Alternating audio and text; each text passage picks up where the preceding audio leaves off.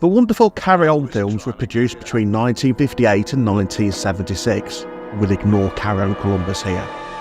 Anyone grown up in the UK would have seen them a multitude of times. Even now, one of the ITV channels regularly has a Carry On Day. Produced by Peter Rogers and directed by Gerald Thomas, they're renowned for their saucy seaside postcard humour and double entendre. However, you can split the Carry-Ons almost down the middle. Those made in black and white in the late 50s and early 60s were much more the gentle humour before the sexual innuendo started to creep in. Sometimes you'll sit there watching them for what seems like the millionth time and just wish there were a few more Carry On movies you'd never seen before. Well, perhaps there are.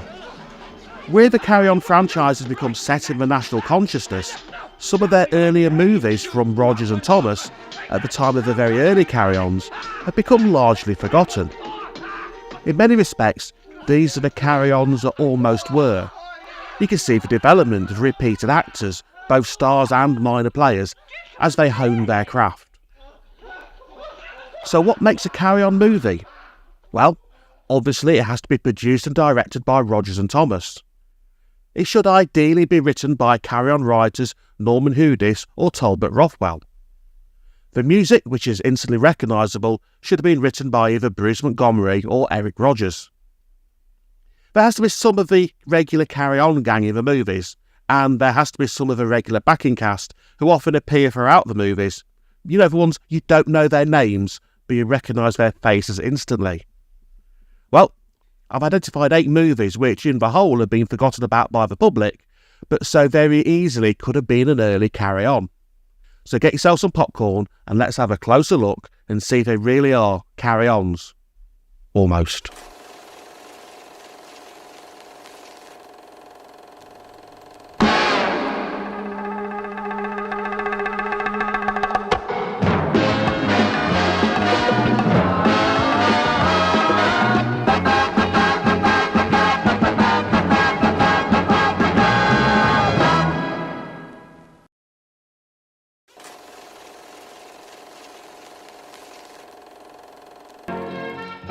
First on this list is Please Turn Over from 1959.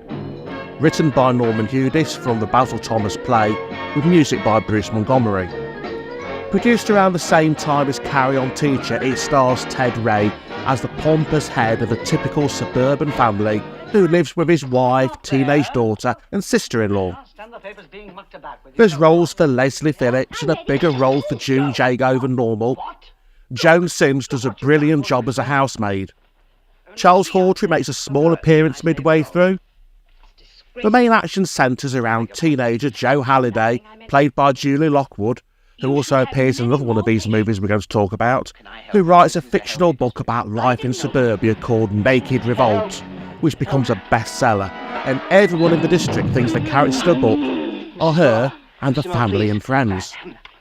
It's not filled with belly laughs like the early Carry-Ons, but it's a perfectly acceptable piece of comedy and quite enjoyable to watch. Carry-On writing it is then. No. Doctor! You Edward Halliday? Yes? I'm Jones. I'm afraid I don't know you. I'm afraid you know my daughter Millicent rather too well. Oh! Your taste, madam, faultless. I'll bet you say that to all the girls. No, sir. In most cases, jewels are made for women. Rarely, sir, rarely. One meets a lady who is made for jewels. Madam.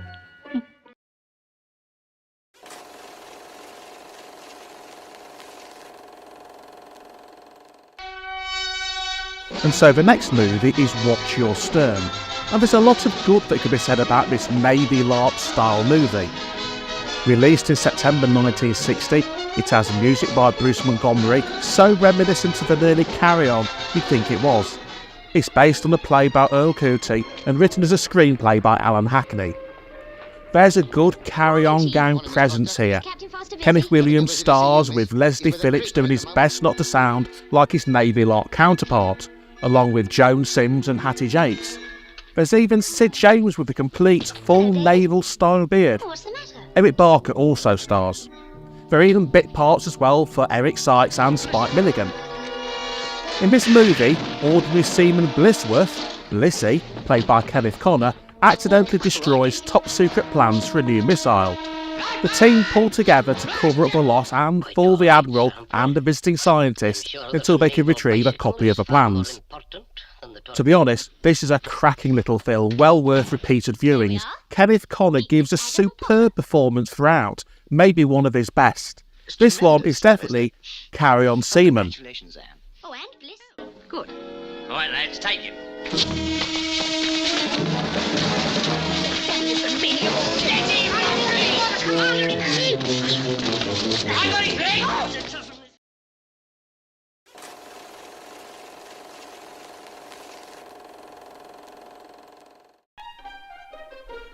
On paper, this 1960s release should be a winner. Written by Norman Hudis and with music by Bruce Montgomery. And although there isn't the normal carry-on career of the movie other than Leslie Phillips, the cast is very strong, including Geraldine McEwen as his wife. The usual carry-on small part players are also present, including Joan Hickson doing her incredibly good drunk character. June Jago from Please Turn Over and from Carry On Doctor is also here. In this movie, a young married couple inherit a large run-down house and decide to turn it into a summer holiday home for the children of rich parents. And that should be enough to get plenty of belly laughs, and although the film is fairly pleasant, that essential carry-on element is just missing. It's enjoyable enough to watch once or twice, but it doesn't stand up to repeated viewings, which is a shame. Some of the gags just don't work as well as those would do in a carry-on film, and maybe this one should be Carry On Kids. Or maybe not. Oh, the indignity! Oh, Here you are, ma'am. Have us look at that. Make you feel as right as rain. get out, you silly old goat! Right as a rain, Bartle.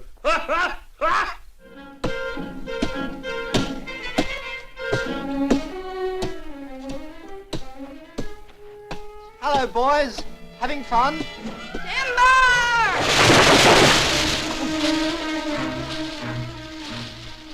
What do you think you're doing?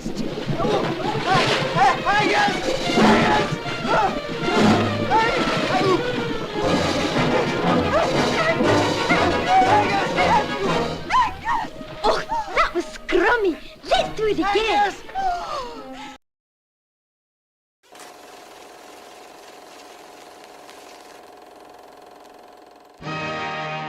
Released in September 1961, Raising the Wind should have been a good potential as an early carry-on.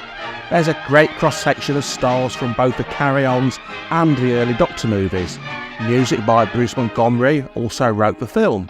There's James Robertson Justice, Leslie Phillips, Kenneth Williams, Liz Fraser, as well as some of the carry-on part players. The plot centres around 6 students attending an elite music school, and you really have to suspend belief that Phillips, Williams et al. Are students. The multiple plots revolve around a catchy tune being sold to 2 dodgy music copywriters, played by Sid James and Lance Percival, as well as them all competing for a prestigious music scholarship. The ingredients are there, but to be honest, it never really gets going. It's slow, there are a few laughs but not many. The cast are so hard to see as students it's ridiculous, and although Sid James raises the film briefly, it's not really in it for long enough. I suppose it's a pleasant 90 minutes worth of entertainment, but it doesn't really bear repeated watching, and therefore it couldn't really ever be considered as almost a carry-on.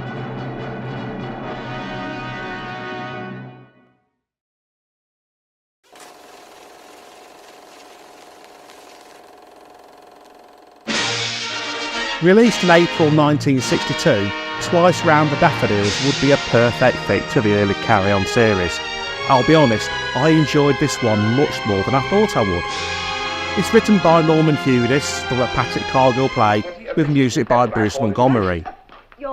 There's a whole host of early Carry On stars: Juliet Mills from Carry On Jack, Kenneth Williams, Donald Houston also from Carry On Jack, Jill Ireland from Carry On Nurse. Ronald Lewis takes the lead male romantic role and is a perfect replacement for Terry Longdon, who took that part in Carry On Nurse. Donald Sinden takes the role of Lothario, usually reserved for Leslie Phillips, but doesn't fulfil the role quite as well as Phillips normally does, and in fact comes across as a little bit creepy. In this film, a group of patients arrive at a hospital to be treated for tuberculosis. The whole film has a very Carry-On Nurse vibe to it. Kenneth Williams plays a very similar character, and of course various members of a cast fall in love with the nurses. It may not be as much of a comedy as some of the earlier Carry-Ons, and there's certainly not that many belly laughs. There are some real moments of pathos and heartbreak. However, this would almost be totally suitable as Carry-On Again Nurse. How to play chess, and just as he was ready to give me a good game, what do you think the blighter did? What? Recovered. Went out of here months before he should have done. You look pretty fit. I'd better get a move on.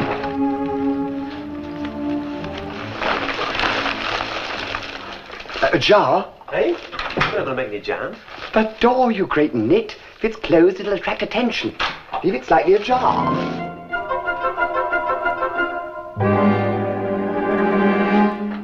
Morning, matron. Nurse Cartwright, your cap isn't on straight. No, matron.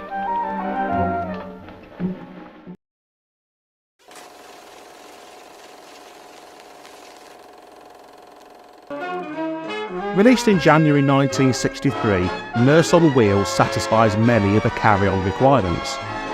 It's written by Norman Hudis from the novel The Nurse Is My Neighbour. Music is by Eric Rodgers, and you'll be convinced from his score you are watching a full Carry-On film. Juliet Mills from Carry-On Jack and Twice Round the Daffodils takes the lead role again as Nurse Joanna Jones. Esme Cannon plays her mother in a slightly bigger role, but again playing the deaf old biddy. It's a bit light on Carry-On cast, with the only regulars being Joan Sims and Jim Dale. Norman Rossington was also here from Carry-On Sergeant to Carry-On Nurse. Ronald Lewis from Twice Around the Daffodils again takes the role of a romantic lead in this one. The movie posters give glimpses of a nurse with stockings legs, but that was just a tease to get the public in. There's nothing like that here. Nurse on Wheels is a pleasant little film, there's nothing to offend here. Jim Dale plays an expectant father, we've seen that before, and there's just enough here to class it as a Carry-On. So let's call this one Carry-On District Nurse. Good morning, Mr. Worthy. Good morning, Miss Deborah. 'Tis yourself that's looking bright and all lit up this morning. What can I do for you? 2 dozen napkins, please. It's a girl, Dad. It's arrived. A girl. Oh, just what I wanted. Just what I wanted to go.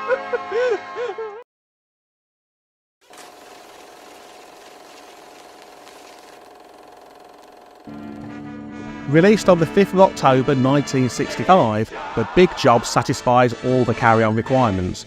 It's written by Talbot Rothwell with John Antrobus, with music by Eric Rodgers. There's a wealth of Carry-On regulars in this. Sid James, Joan Sims and Lance Percival. Dick Emery takes his one and only Carry-On outing.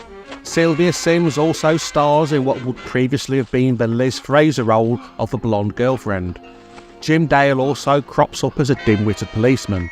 The film begins in 1950, where a gang of crooks led by Sid James as George the Great Brain and assisted by Emery and Percival rob a bank for $50,000.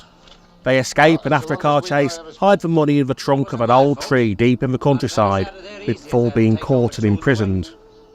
15 years later, in 1965, they go back to the tree to find a housing estate has been built around the area, and the tree itself is now inside the grounds of a police station.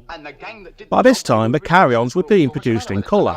The original idea behind this movie was that the 1950s segment would be shot in black and white, and the 1965 segment in colour.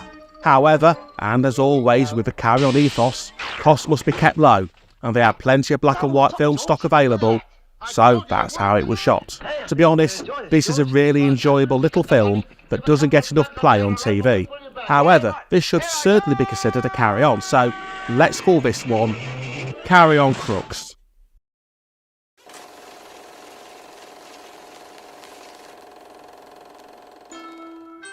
Released in September 1972, Bless This House, based on a popular TV series, is the only offering from the 1970s and the only colour offering. I'll be honest from the start on this one. Bless This House is one of my favourite all-time films. I've watched it so many times it's untrue. Sid James is Sid Abbott, along with his wife Jean, played by Diana Copeland. Carry On regulars Terry Scott, June Whitfield and Peter Butterworth, along with Patsy Rowland, also star. Sally Geeson reprises a role from the TV series as daughter Sally, but Robin Asquith takes over the role of his son Mike, as the TV actor was unavailable due to other commitments. Sid's character is still Sid from the Carry On movies, albeit turned down a bit with a little less innuendo. Eric Rogers provides the music, and writing credits go to Dave Freeman, who also wrote 11 episodes of the TV series. The movie is based around Sid, the father of two troublesome teenagers, and the fallout with his new neighbours. Of all the movies we've looked at, this one is the most often repeated, probably because it's in colour, but also because it's just so bloody good. It may be Bless This House the movie, but to me it will always be Carry On Dad.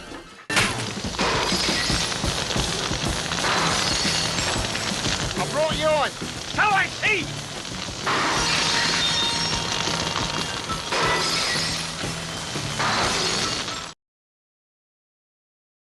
And that's it.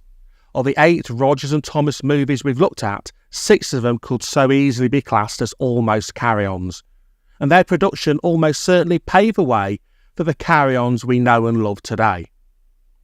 All of the movies are well worth a watch. There's nothing here that's a bad film. There's definitely no duds.